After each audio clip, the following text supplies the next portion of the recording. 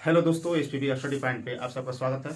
दोस्तों, आज हम देखने वाले हैं पॉलिटी से नेक्स्ट चैप्टर, जिसको लोकसभा है। जो लोकसभा है, इससे पहले हमने राज्यसभा देख चुका है, उसको आप देख लीजिएगा। और जितना भी पॉलिटी से संबंधित है सारा वीडियो मेरे चैनल पे मिल जाएगा। और पूर्णतः पॉलिटी ख़त्म करेंगे इस पर। और अभी हिस्ट्री में बात करें तो प्राचीन इतिहास का बहुत सारे वीडियो अपलोड है, उसमें भी कुछ दो चार वीडियो और बच गया, उसको लोड करेंगे तो पूरा प्राचीन खत्म हो जाएगा। और अभी मॉडर्न का सेशन शुरू किए हैं, उसमें आप देख लीजिएगा।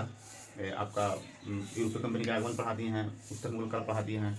उसके बाद आपका ये बक्सर और पलासी का भी पढ़ा दिए हैं। तो एक सरल भाषा में हमने समझाया है और बहुत ही कम समय 15-20 मिनट में सबको हम ख़त्म किया है। तो आज डिटेल पढ़ाया है, तो उसको देख लीजिएगा, आपको एक मतलब बेहतर समझ डेवलप हो जाएगा। और कल वीडियो नहीं आया था, उसके लिए आप लोग से क्षमा चाहेंगे, क्योंकि कल तो जान ही रहे कि होली का त्यौहार था और हर एक जगह बाजा बज रहा था, डीजे बज रहा था, इस वजह से नहीं बन पाया था। और आज अभी तो शांति है। तो आइए शुरू करते हैं लोकसभा। हाँ, और एक राज्यसभा जो हमने पढ़ाया था उसमें हमसे गलती हो गया था, उसके लिए आप लोग क्षमा चाहेंगे। जो राज्यसभा पढ़ाया था इसमें एक धन विधेयक होता है, धन विधेयक, जिसका 110 में भी अनुच्छेद 110 में वर्णन मिलता है। और इसमें धन विधेयक के मामले में राज्यसभा का पावर इतना ही है कि 14 दिन तक के रोक के रख सकता है, 14 से अधिक नहीं रख सकता है। तो हमने यहाँ गलती से 310 बता दिया था, जो गलत हो जाएगा। तो माफ़ी चाहेंगे आप लोग से। धन विधेयक 110, जिसको राज्यसभा 14 दिन तक रोक सकता है। तो आइए शुरू करते हैं लोकसभा।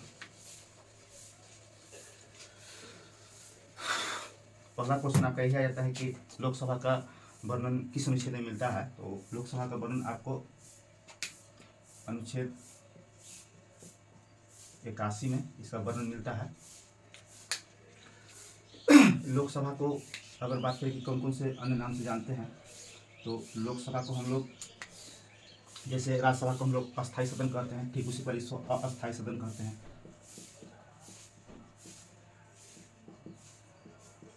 जिस तरह से उसको विशेषज्ञों का सदन कहते हैं राज्यसभा को, ठीक उसी प्रकार लोकसभा को लोकप्रिय सदन कहते हैं।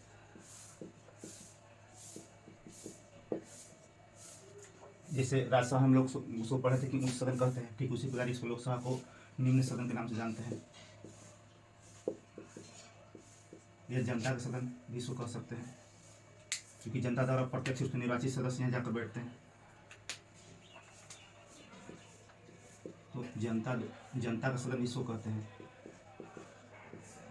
इतने सारे अन्य नाम से इसको जानते हैं। तो कहीं आ जाए आपको कि लोकसभा, और उसके बदले में कहीं लोकप्रिय सदन दे दे, अस्थायी सदन दे दे, या निम्न सदन दे, जनता का सदन दे दे, तो आप समझिए कि लोकसभा की बात कर रहा है। तो जिस तरह से राज्यसभा में देखो कि अस्थायी है, कभी भंग नहीं होगा, ठीक उसी पर ये इसका अपोजिट है कि अस्थायी है, बीच में राष्ट्रपति प्रधानमंत्री की सलाह पर इसको भंग भी कर सकते हैं अनुच्छेद 85 के तहत। लोकप्रिय सदन चूँकि यहाँ आपको देखेंगे कि प्रत्यक्ष जनता द्वारा चुन के जाते हैं, निम्न सदन इसको बोलते हैं। और राज्यसभा को उच्च सदन बोलते थे। जनता का सदन कहा जाता है, क्योंकि जनता द्वारा प्रत्यक्ष से यहाँ चुन के जाते हैं। जो जितने भी प्रत्याशी, जितने सांसद होते हैं, प्रत्यक्ष से चुन के जाते हैं। कुछ मनोनयन भी होते हैं, उसको भी देखेंगे।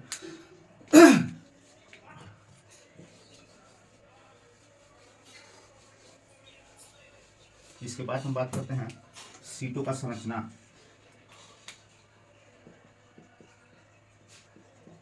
लोकसभा में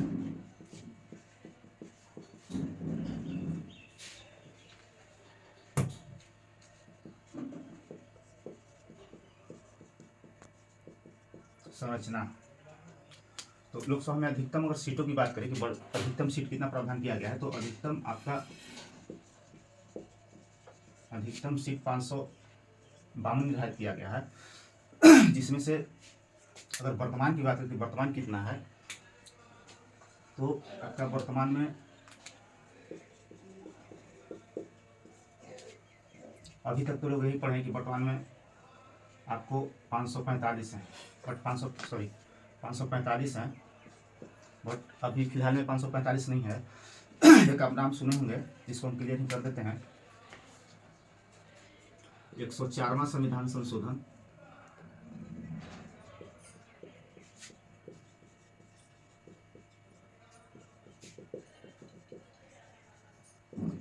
संविधान संशोधन 2019 में हुआ था, जिसके अनुसार SC ST के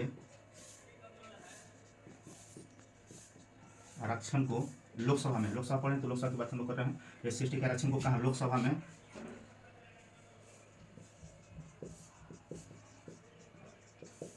में 10 साल के लिए आगे बढ़ा दिया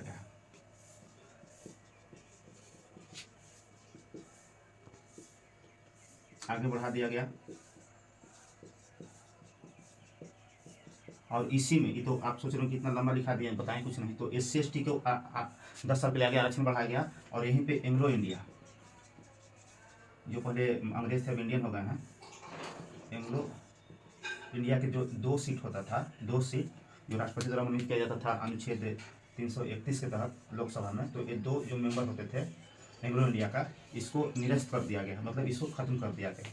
तो यहाँ पे आप 2 घटा सकते हैं तो वर्तमान 550 बच जाएगा, और यहाँ पे 2 और घटा सकते हैं तो आपको 543 बच जाएगा। तो यही हमको समझाने के लिए इतना लिखना पड़ा, क्योंकि जो SC/ST का था वो तो सबको जाने कि 104वां संविधान संशोधन के तहत SC/ST को 10 साल के लिए लोकसभा में आरक्षण बढ़ा दिया गया। साथ ही एंग्लो इंडिया को, जो राष्ट्रपति द्वारा 2 एंग्लो इंडिया मनोनीत किए जाते थे, उसको खत्म कर दिया गया 104वां संविधान संशोधन के तहत। तो आप देख सकते हैं कि जो 543 है वर्तमान सीट 543, इसमें क्या मतलब कंडीशन है, कहाँ से कितना आते हैं। तो इसमें आपको राज्य से 530 आते हैं और यूटी से आपको 13 आते हैं। इस प्रकार से आप देख सकते हैं कि 500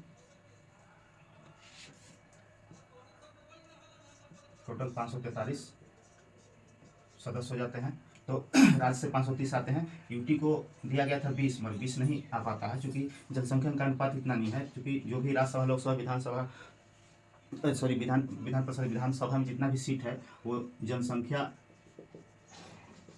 के आधार पर ही निर्धारित किया गया। तो कभी भी आपको क्वेश्चन पूछेगा कि सदन में, चाहे वो केंद्रीय सदन हो, संसद या राज्य का सदन, विधानमंडल में, कि जनसंख्या किस आधार पर निर्धारित किया जाता है, तो जनसंख्या के आधार बनाया गया है। जनसंख्या के आधार पर ही सभी को सीट आवंटित किया गया है। इसीलिए आप राज्यसभा में देखेंगे कि सर्वाधिक सीटें की संख्या आपको यूपी की है। और इसमें भी देखेंगे कि 80 जो सदस्य, 80 जो MP है, जो सांसद है, यूपी में ही है। 80 सीट है संसद में इसका। तो जनसंख्या जिसका ज़्यादा है उसका उतना सीट दिया गया है। तो जनसंख्या के आधार बनाया गया है, ना कि क्षेत्रफल का। क्षेत्रफल के आधार बनाया जाता तो आज राजस्थान होता सर्वाधिक सीटों की संख्या में, बट जनसंख्या के आधार बनाया गया है। इसीलिए आपको उत्तर प्रदेश सर्वाधिक सीट भेजने वाली है लोकसभा में।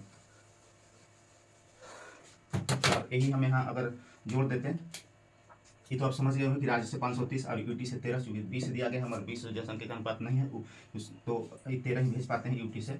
और यही जो 2 एंग्लो इंडिया है, 2 एंग्लो इंडिया है, 104वां संविधान संशोधन द्वारा 2019 में समाप्त कर दिया गया है। इसीलिए यहाँ पे 2 घट जा रहे हैं। नहीं तो यहाँ 545 हम लिख सकते थे, बट हटा दिया गया है 2 एंग्लो इंडिया को। राष्ट्रपति द्वारा मनोनीत होते थे, राष्ट्रपति द्वारा। इस बार हम आगे देखेंगे ठीक। तो इस प्रकार से आपने संरचना देख लिया, सीटों का संरचना। अब आइए बात करते हैं कि जो लोकसभा सदस्य बनने की योग्यता क्या होनी चाहिए।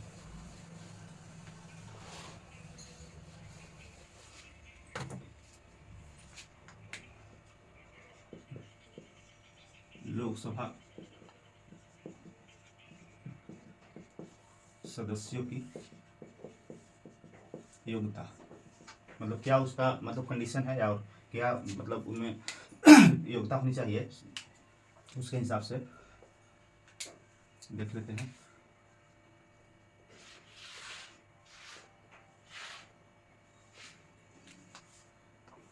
पहले तो कहता है कि लोकसभा सदस्यों की योग्यता में कि वह भारत का नागरिक हो। ये सभी जगह फुलफिल करना चाहिए, चाहे पंचायत चुनाव हो या कोई भी हो, राज्य का चुनाव हो या केंद्र का चुनाव हो, वह भारत का नागरिक होना चाहिए। दूसरा पॉइंट कहता है कि वह 25 वर्ष उम्र पूरा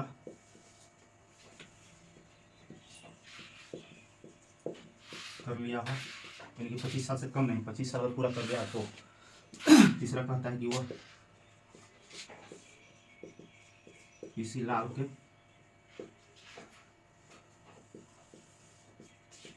पद पर न हो। डेट मीन्स वो सरकारी नौकरी नहीं होना चाहिए। नौकरी में वो नहीं होना चाहिए।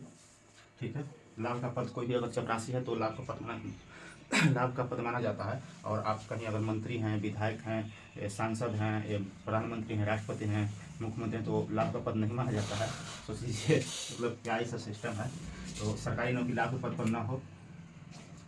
नेक्स्ट कहता है कि वह मानसिक रूप से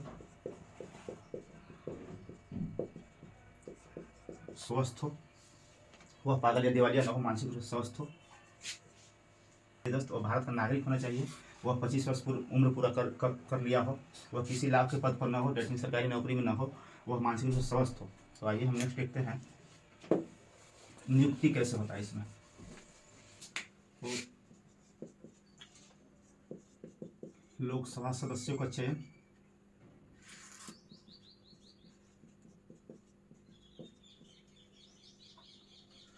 तो इसमें हम 3-4 पॉइंट को देखते हैं। मुख्य रूप से 3 बिंदु को देखेंगे जो महत्वपूर्ण होगा इसमें। जैसे हमने राज्यसभा में पढ़ा था कि अप्रत्यक्ष मतदान विधि द्वारा चुनाव होता है। जैसे कहने का मतलब है कि जब हम लोग जो सांसद विधायक को चुनते हैं तो हम लोग प्रत्यक्ष मतदान करते हैं और उसके द्वारा चुने जाते हैं सदस्य, उसको अप्रत्यक्ष कहते हैं। तो आपको राज्यसभा में बता दिया था कि जो राज्यसभा सदस्यों का चयन होता है प्रत्येक राज्य की विधानसभा द्वारा चुनकर भेजा जाता है। तो हम लोग जो विधायक चुनते हैं उसके द्वारा चुनकर भेजा जाता है राज्यसभा में, इसलिए उसको अप्रत्यक्ष कहते हैं। और यहाँ प्रत्यक्ष मतदान हो जाएगा। प्रत्यक्ष मतदान द्वारा चुनाव जो भी होता है प्रत्यक्ष रूप से लोकसभा चुनाव होगा। मान लीजिए कि आगामी चुनाव वाले 2024 में लोकसभा का चुनाव आने वाला है, तो उसमें लोग प्रत्यक्ष रूप से मतलब डायरेक्ट वोटिंग हम लोग करेंगे। अपने जो संसदीय क्षेत्र का जो सांसद होंगे उनको लोग डायरेक्ट मतदान करेंगे। आगे कहता है कि सार्वभौम मताधिकार या सार्वभौम मतदान द्वारा। सार्वभौम कहने का मतलब कि सार्वभौम मताधिकार का मतलब होता है कि 18 प्लस जो भी भारत का नागरिक का 18 प्लस एज हो गया है। अगर 18 वर्ष प्लस एज हो गया है, 18 साल का हो गया है या उससे ज़्यादा हो गया है, कम वाले को नहीं, 18 साल से प्लस वालों को जितना भी है वो उनका अधिकार है कि हम मतदान करें। और जिसके तहत कोई भी हो, गरीब अमीर या कोई भी आदमी हो, सबको मतदान करने का अधिकार है। इसी को सार्वभौम मताधिकार कहते हैं कि 18 प्लस या 18 साल या 18 प्लस वाले जितने भी भारत के नागरिक हैं सब अपना मतदान करेंगे। इसी को सार्वभौम मताधिकार कहते हैं। शुरुआती संविधान में 21 वर्ष निर्धारित किया गया था, जो मत देने का अधिकार था 21 वर्ष किया गया था। बट 61वां संविधान संशोधन आप याद रखिएगा, बहुत ऑब्जेक्टिव पूछता है इससे, और बहुत एग्जाम में पूछता है कि किस संविधान संशोधन द्वारा उम्र घटाकर 21 से 18 कर दिया गया। तो 61वां संविधान संशोधन 1989 द्वारा इसे 21 वर्ष से घटा करके 18 वर्ष कर दिया गया। मतदान देने का मतदान करने का उम्र, तो ये आपको याद रखिएगा। 61वां संविधान संशोधन 1989 द्वारा 18 वर्ष कर दिया गया, 21 वर्ष से घटाकर 18 वर्ष कर दिया गया। तो ये सब इंपॉर्टेंट पॉइंट रहता है, सब याद रखिएगा। हमने अभी बात कर रहा था जो एंग्लो इंडिया का और एक SC/ST का, तो इसको हम देख लेते हैं। तो अनुच्छेद 330 और एक अनुच्छेद होता है 331। अनुच्छेद 330 कहता है कि SC/ST को 330 कहता है कि ये अनुसूचित जनजाति ने SC से आपको 84 सदस्यों को और ST से 47 सदस्यों को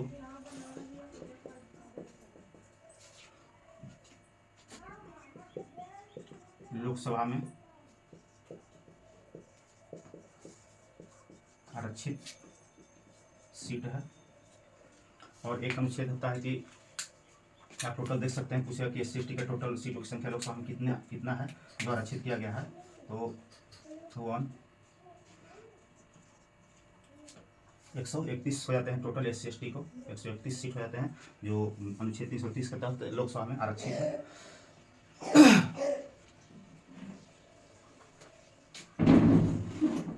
ठीक है, और यहाँ देखते हैं कि अनुच्छेद 331 इसके तहत 2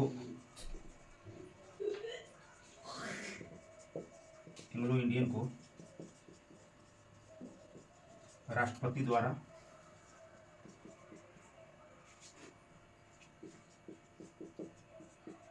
मनोनीत करने का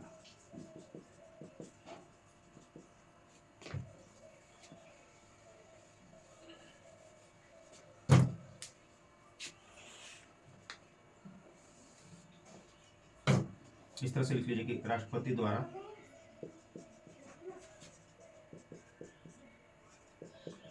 दो एंग्लो इंडियन को लोकसभा में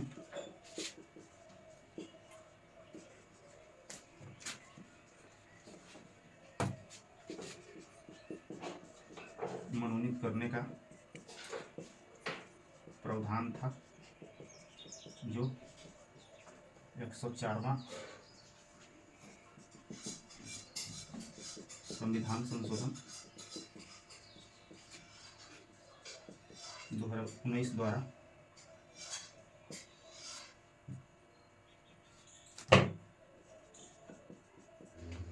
खत्म कर दिया गया, निरस्त कर दिया गया। तो यहाँ से दो अनुच्छेद हैं जो इम्पोर्टेंट हो जाते हैं लोकसभा के लिए, तो अभी भी पूछ सकता है निरस्त कर दिया फिर भी कि किस अनुच्छेद के तहत एंग्लो इंडिया को नियुक्त किया जाता था लोकसभा में। तो 331 के तहत राष्ट्रपति द्वारा दो एंग्लो इंडिया को जो पहले अंग्रेज थे अब इंडियन हो गए हैं, तो हम 330 देख लिए, 331 देख लिए। आइए आगे देखते हैं कार्यकाल।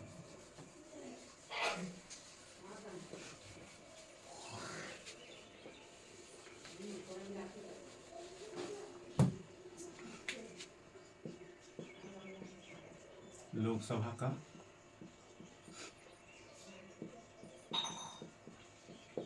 कार्यकाल तो जनरली तो हम लोग इसको 5 वर्ष मानते हैं। 5 वर्ष इसको मानते हैं कि लोकसभा अगर गठित होता है तो इसको 5 साल तक रहना चाहिए। बट ऐसा राष्ट्रपति चाहे तो इसको, ऐसे तो लोकसभा का कार्यकाल 5 वर्ष होता है, ठीक है, मगर राष्ट्रपति इसको प्रधानमंत्री की सलाह पर बीच में विघटन भी कर सकते हैं। तो एक अनुच्छेद 85 होता है, अनुच्छेद 85 के अनुसार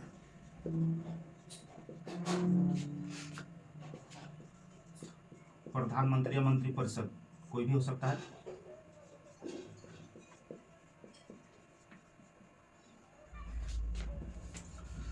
पचासी के अनुसार प्रधानमंत्री के सिफारिश पर राष्ट्रपति द्वारा 5 वर्ष से पहले भी लोकसभा का विघटन किया जा सकता है। तो याद रखिए कार्यकाल में लोकसभा कार्यकाल ऐसा तो जनरली 5 साल माना जाता है, बट अगर आप प्रधानमंत्री कहें कि नहीं लोकसभा का विघटन कर दीजिए या विश्वास में कहीं खो जाता है तो प्रधानमंत्री की सलाह पर या सिफारिश पर राष्ट्रपति द्वारा अनुच्छेद 85 के अनुसार लोकसभा का विघटन 5 वर्ष से पूर्व भी किया जा सकता है। तो आप देखिएगा ऑप्शन वाइज जहाँ इस तरह का दिखे तो 5 वर्ष अगर दिया हुआ है, ए भी दिया हुआ है, तो इसी को आप सही आंसर मानिएगा। इसके बाद इसमें एक होता है आपका 3 तरह के आपातकाल भारत में लगता है, जैसे 352 के तहत लगता है आपका राष्ट्रीय आपातकाल, 356 के तहत राष्ट्रपति शासन राज्यों में लगता है, 360 के तहत वित्तीय आपात होता है। तो 352 के तहत राष्ट्रीय आपातकाल आया जाता है।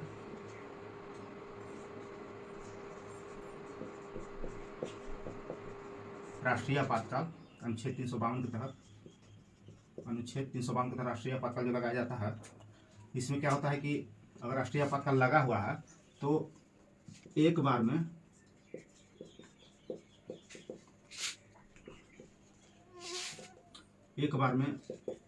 लोकसभा का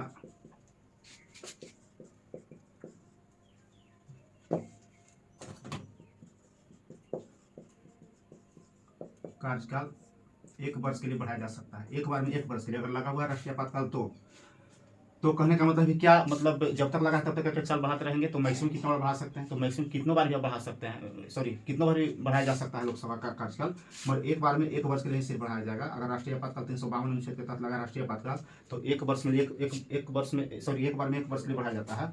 ठीक, अगर फिर लगा हुआ है तो फिर एक बार 1 वर्ष बढ़ जाएगा। फिर लगा हुआ तो फिर 1 वर्ष बढ़ जाएगा। इसी तरह बढ़ते रहेगा जब तक राष्ट्रीय आपातकाल 352 के तहत लगा हुआ है। और जैसे ही राष्ट्रीय आपातकाल खत्म होता है तो 6 माह के अंदर चुनाव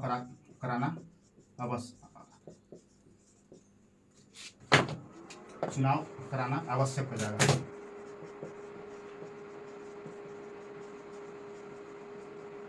तो कहने का मतलब है कि जब 352 अनुच्छेद के तहत अनुच्छेद 352 के तहत राष्ट्रीय आपातकाल लगा हुआ है तो एक बार में लोकसभा का कार्यकाल 1 वर्ष के लिए बढ़ाया जा सकता है और मैक्सिमम जितना बार भी सरकार चाहे तो बढ़ा सकता है, बट राष्ट्रीय आपातकाल लगा होना चाहिए।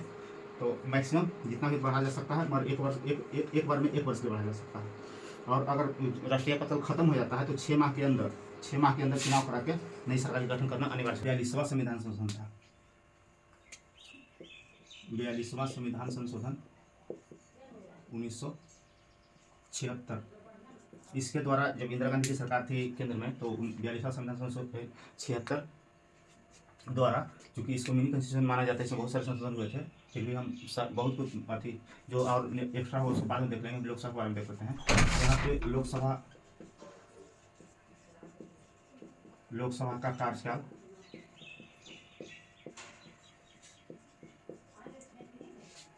5 वर्ष से बढ़ाकर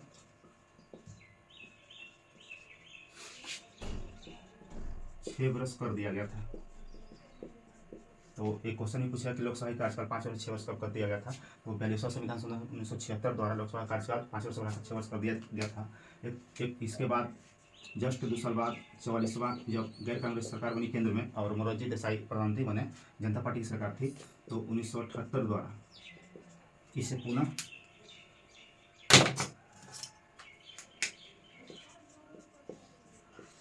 इसे 6 वर्ष से घटाकर 5 वर्ष कर दिया गया। तो कार्यकाल हम लोग समझ रहे हैं कब बढ़ाया गया था, कब घटाया गया था और कितना होना चाहिए। आइए इसके बाद देख लेते हैं लोकसभा के बारे में कुछ एक्स्ट्रा जो होता है। एक्स्ट्रा क्या है, इसका अध्यक्ष और उपाध्यक्ष होता है। लोकसभा का अध्यक्ष एवं उपाध्यक्ष। अनुच्छेद 93 कहता है कि संसद का जो निम्न सदन है लोकसभा, उसमें एक अध्यक्ष और उपाध्यक्ष उन्हीं संसद सदस्यों के बीच से ही चुना जाएगा। तो अध्यक्ष क्या क्या पावर होता है उसको हम देख लेते हैं।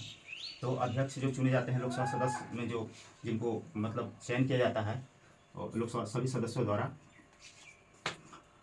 तो अध्यक्ष बनने के बाद उनका कुछ पावर दिया गया है, उसको हम इस रूप में देख सकते हैं।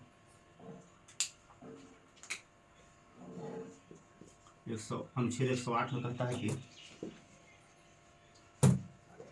संयुक्त अधिवेशन एक होता है, संयुक्त अधिवेशन की अध्यक्षता करना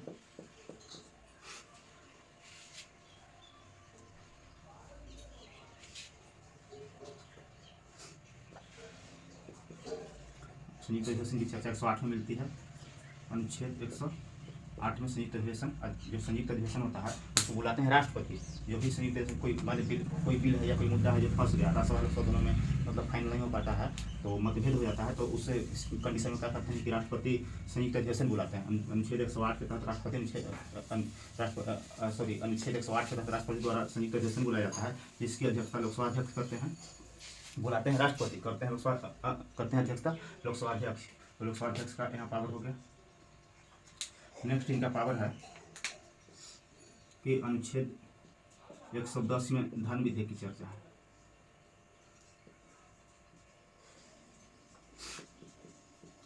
एक 110 में धन विधेयक की चर्चा है। इसके बारे में कहा जाता है कि यह धन विधेयक है या नहीं, ये लोकसभा अध्यक्ष निर्धारित करता है। यह धन विधेयक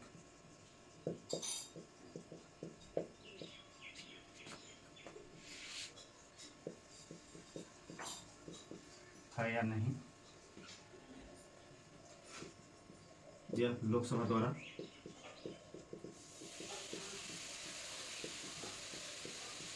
निर्धारित किया जाता है।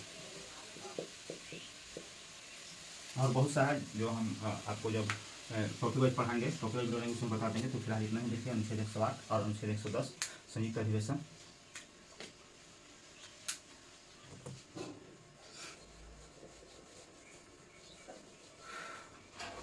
अनुच्छेद 93 का देखने अध्यक्ष उपाध्यक्ष, और फिर बोलता है कि अध्यक्ष अगर त्याग पत्र देंगे तो अध्यक्ष देंगे उपाध्यक्ष को त्याग पत्र। एक बहुत क्वेश्चन पूछा है बहुत सारे एग्जाम में कि लोकसभा अध्यक्ष मतलब किसको त्याग पत्र देगा, तो लोकसभा अध्यक्ष उपाध्यक्ष को देगा और उपाध्यक्ष अध्यक्ष को देगा।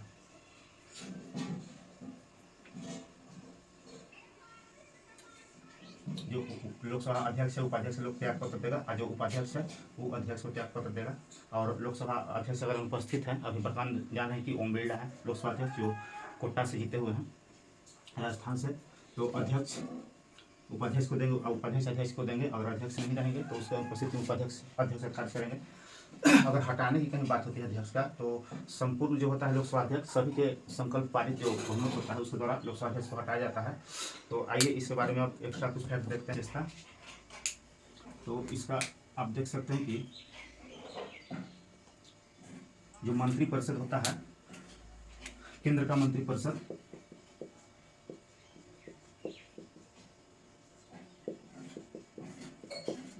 लोकसभा के प्रति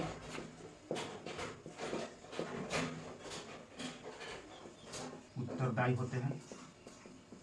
एक क्वेश्चन यहाँ बहुत फंसाता है कि मंत्रिपरिषद किसके प्रति उत्तरदायी होते हैं, तो बहुत सारे लोग संसद के प्रति मारते हैं। तो देख सकते हैं मंत्रिपरिषद जो केंद्रीय मंत्रिपरिषद है वो लोकसभा के प्रति उत्तरदायित्व होते हैं। अगर यही क्वेश्चन अगर इसको थोड़ा चेंज कर दिया जाए कि जो संसद सदस्य हैं या लोकसभा सदस्य हैं किसके प्रति व्यक्तिगत रूप से उत्तरदायी होते हैं, तो व्यक्तिगत रूप से राष्ट्रपति के प्रति उत्तर हो जाएगी।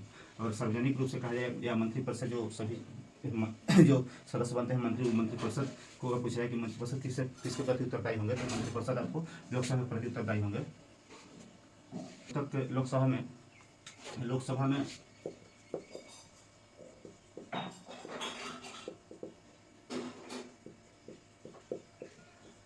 विश्वास मत, या इसको इस तरह समझ सकते हैं कि सरकार बनाने के लिए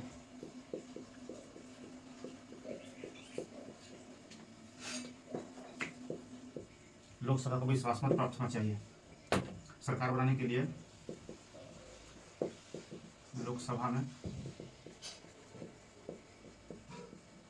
विश्वास मत प्राप्त होना चाहिए। लोकसभा में और विशेषता हो जाएगा कि जो अभी हमने पढ़ाया 108 अनुच्छेद 108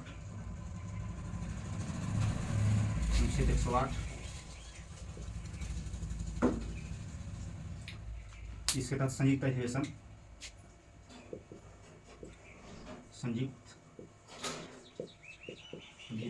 होता है। और इसमें आप समझ सकते हैं कि लोकसभा है और एक राज्यसभा है, तो मैक्सिमम सीटों की संख्या तो इसमें देखिए कि 550 है, इसमें 250 है। और वर्तमान सीटों की संख्या की बात करें तो यहाँ आपको 543 मिल जाएगा और यहाँ आपको 245 मिल जाएगा। तो देख सकते हैं कि अगर कोई भी बिल है संयुक्त अगर उसमें मतभेद होता है तो संयुक्त अधिवेशन जब राष्ट्रपति बुलाते हैं और अध्यक्ष लोकसभा अध्यक्ष करता है अनुच्छेद 108 के तहत, तो जब अगर वहाँ क्या वहाँ पे अगर आपका मतलब मतभेद हो गया तो मतभेद में भी अपने दम पे लोकसभा बिल को पास कर लेगा। क्योंकि आप देख सकते हैं 245 सीट है, 245 सीट है, 245 सदस्य हैं वर्तमान में, यहाँ 543 है, तो जिसका ज़्यादा पलड़ा भारी होगा तो पलड़ा भारी होगा लोकसभा के, 545 सदस्य हैं तो अपने दम पे ही आपका बिल को पास कर लेते हैं। तो यहाँ पे भी इनका विशेषता देखने को मिलता है लोकसभा का। नेक्स्ट है अनुच्छेद 110 धन विधेयक। इसमें इनका विशेषता ये है कि पहले धन विधेयक, जो धन विधेयक होता है अनुच्छेद 110 के तहत जिसका उल्लेख मिलता है, धन विधेयक को पहले लोकसभा में पेश किया जाएगा।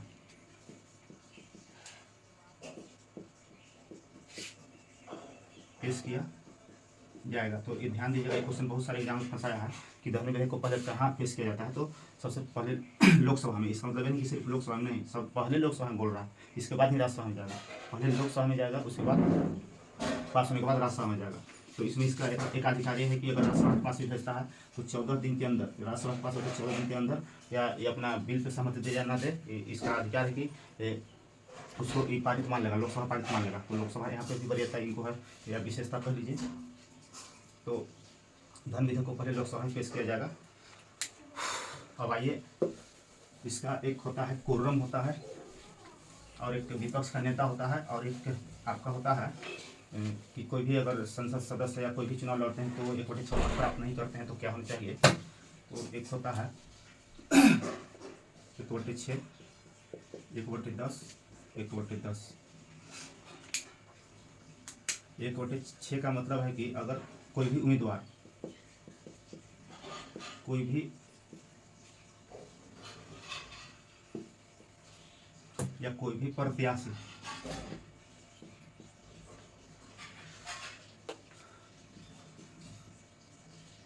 अगर निर्वाचित मत का 1/6 प्राप्त नहीं करता है तो उसका जमानत राशि होता है जब्त हो जाता है। तो कुल वैध मत का 1/6 जो मत होता है अगर नहीं प्राप्त करेगा तो उसका जमानत राशि जब्त हो जाता है।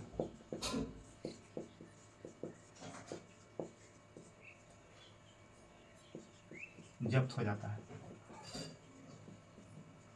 ये सभी चुनाव में कानून, ये सभी चुनाव में लागू होता है, चाहे वो पंचायत का हो या तो राज्य का हो। अगर 1/6 प्रत्याशी जो कुल वैध मत है उसका 1/6 प्राप्त नहीं करता है तो उसका जमानत राशि जब्त हो जाएगा, और अगर प्राप्त कर लेता है तो जमानत राशि उसका बच जाएगा। तो सभी चुनाव में लागू होता है, यहाँ तक कि राष्ट्रपति का चुनाव भी लागू होता है कि अगर जमानत राशि राष्ट्रपति जो 15,000 रुपया जमा करते हैं RBI के पास, वो जमा करते हैं जमानत राशि के रूप में, अगर 1/6 नहीं लाते हैं तो उनका भी ये नहीं लौटेगा, सरकार का खजाना रहेगा जो सब वहीं रह जाएगा, इनको वापस नहीं लौटाया जाएगा। एक होता है 1/10 जिसको कोरम बोलते हैं। अगर इतना सदस्य है 1/10 तो सदन की बैठक वैलिड माना जाएगा। बैठक वैध माना जाएगा।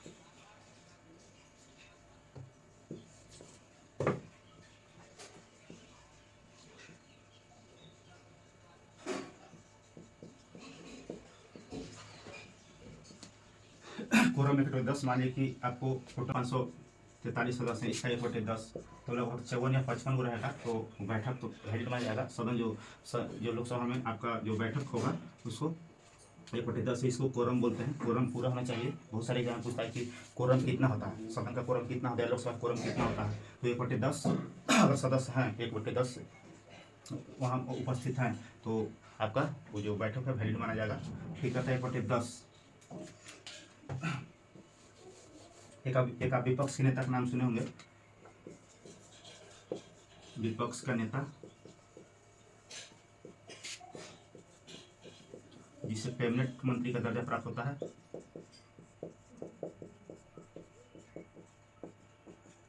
दर्जा प्राप्त होता है। इसमें अगर विपक्ष का नेता बनने के लिए ये आपका प्रावधान आया 1977 से, जब मोरारजी देसाई की सरकार बनी तो गैर कांग्रेसी सरकार बनी। प्रथम बार केंद्र में जनता पार्टी की सरकार थी उस टाइम। तो मोरारजी देसाई की सरकार में 1977 में जो विपक्ष का नेता है उसका प्रावधान लाया गया और कहा गया कि कोई भी विपक्ष में तभी बैठ सकता है जब जो चुनाव होता है उसका जो टोटल मत है, जैसे 543 सीटों के चुनाव हो रहा है तो उसमें अगर 1/10 प्राप्त करता है, यानी कि लगभग 54 को प्राप्त करता है, 54 या 55, तो वो विपक्ष का नेता का दर्जा प्राप्त करेगा। या तो फिर कहता है कि अगर मान लीजिए कोई 100 सीटों पर मतदान हुआ, किसी के पास आया 60 सीट और किसी के पास आया 30 आया, किसी के पास आया 5 आया, तो इसमें सबसे बड़ी पार्टी हो जाएगी 60 वाली, और ये जो 30 है ये विपक्ष में हो जाएगी। ये नहीं कि 50% लाएगा, सॉरी, इसको इस तरह समझिए। मान लीजिए 100 सीट के लिए चुनाव हो रहा है तो कोई लाता है 60 सीट, कोई लाता है 30 सीट, कोई लाता है 5, कोई लाता है 1, कोई लाता है 4, तो सबसे बड़ी पार्टी तो 60 वाला हो जाएगा और विपक्ष में ही बैठेगा जो 30 वाला है, यानी कि सेकंड विनर रहेगा वही विपक्ष में बैठेगा। तो सबसे अधिक सीट लाएगा वो आपका सरकार बनाएगा और उसके बाद जिसका सीट रहेगा सेकंड जो विनर होगा वो उसका विपक्ष, उसका एक विपक्ष का नेता होगा जो 1/10 कम से कम 1/10 या सेकंड विनर होना चाहिए उसको आपको विपक्ष का नेता बनाया जाएगा और विपक्ष नेता को एज ए कैबिनेट मंत्री का दर्जा प्राप्त होता है। तो इस प्रकार से याद रखिए कि विपक्ष के नेता प्रथम कब से आया तो 1977 से आया, जब जनता पार्टी की सरकार थी, मोदी देसाई की सरकार थी, केंद्र में प्रथम गैरकानूनी सरकार बनी थी, उस टाइम से विपक्ष के नेता का प्रावधान हुआ। तो इस प्रकार से उम्मीद करते हैं कि आप लोग को बेहतर रूप से समझ आएगा। थोड़ा सा वीडियो लंबा हो गया होगा, उसके लिए आप लोग से क्या बोले क्षमा चाहेंगे। आप लोग फिर भी मैनेज कर लीजिएगा और लास्ट तक देखिएगा, और अच्छा लगे तो लास्ट के साथ शेयर जरूर कीजिएगा। वीडियो को लास्ट तक देखने के लिए धन्यवाद।